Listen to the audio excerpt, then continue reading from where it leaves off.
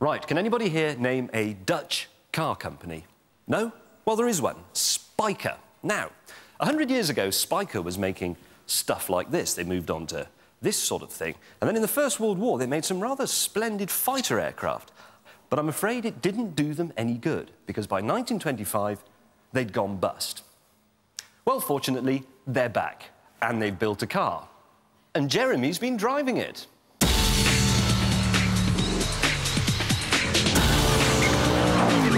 This is it, the C8. And I'm sure you're wondering at this point, how on earth can such a thing have come out of Holland? Ah, well, you see, there are two Hollands. One where everyone goes on holiday in a caravan, and there are tulips. And then you've got the other, which is full of drunk Liverpudlians vomiting on Filipino girls. So, want to guess which part of Holland this is from?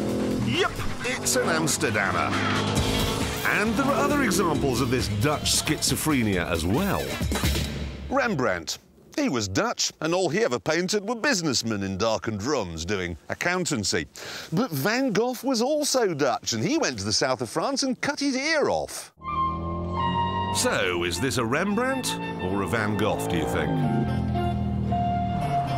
Well, I certainly don't see any ears.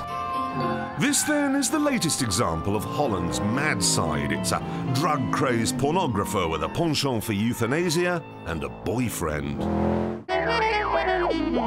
The most amazing thing about it is its interior. I've never seen anything like this before. It's absolutely stunning. The second most amazing thing about it is the price. I sort of thought it would be $1 million billion, but actually, it's only 134,000, kind of Ferrari money.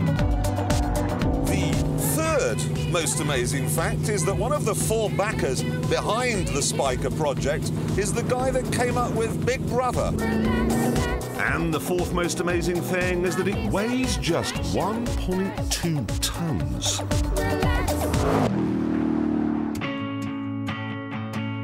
When you peel away the aluminium body, it's easy to see why. There really isn't much left, just the engine. It's a 4.2-litre Audi V8, and you'd imagine that that would be enough to give the featherweight car plenty of oomph. But oh no.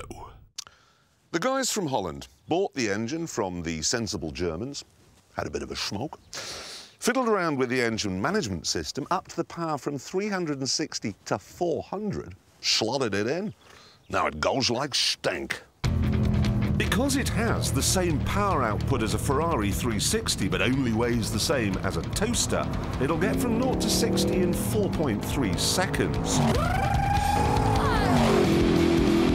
And on to a top speed of 187.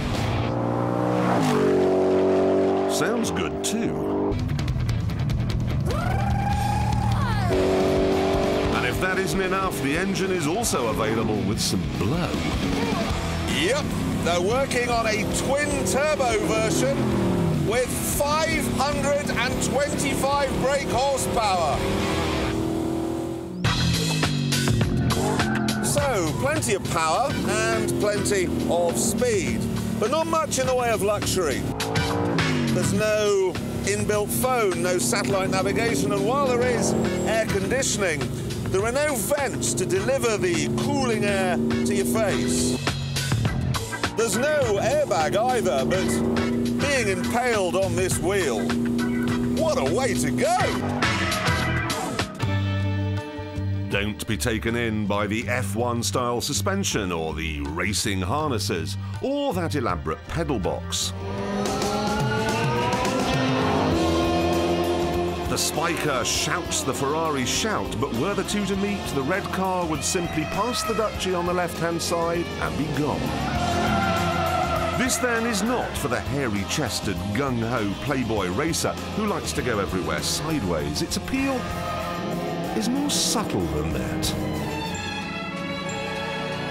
This is a car you wear rather than drive. You pull on your Manolo Blahnik shoes, you grab your Lulu Guinness handbag, clip on your Georg Jensen earrings, and then step outside into your Spyker C8.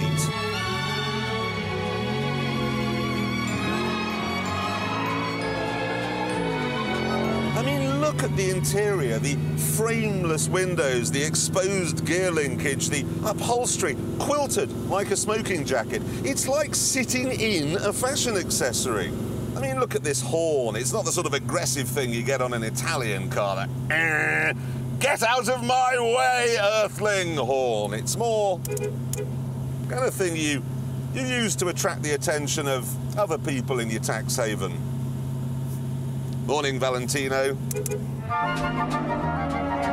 So, it might not work as a rival for Ferrari and Porsche and Lambo on the track, but it works brilliantly, parked outside the best restaurant in town. It really is one amazing-looking thing. My only slight reservation, and it is only slight, is this grille, which makes the front of the car look like a fish. Not a cod or a shark, not a kind of swimmy one, more a sort of bottom feeder. But then it is Dutch, and they like that kind of thing. This then is more than a car. It's your lover also. Sure. It's no good then? No, it's fantastic. I mean, let's be honest. There are plenty of people who like to look good at 40 rather than driving around like their hair's on fire at 400. Well, you, exactly. Classic case in point. We got any dealers? They don't actually have any dealers, but they do have, like, a mate who sells to friends.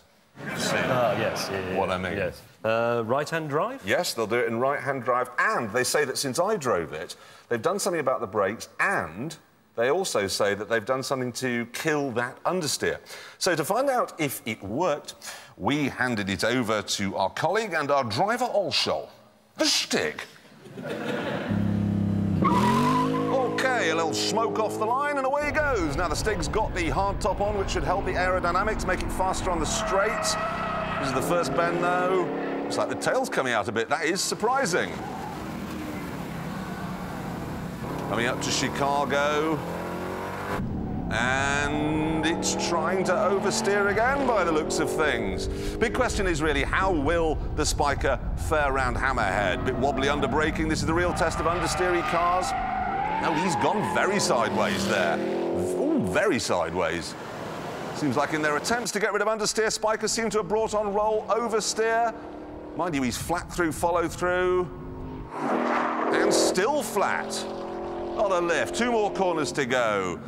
Time over the first half suffered for the oversteer. Can he make it up in the last little bit? Bit more sliding there in Gambon and across the line in 1 minute 27.3. So that goes there. That's not bad for a smoking jacket. No, really, look, I mean, it's quicker than a Subaru Impreza, the new one. It's quicker than DB7 GT. That's remarkable.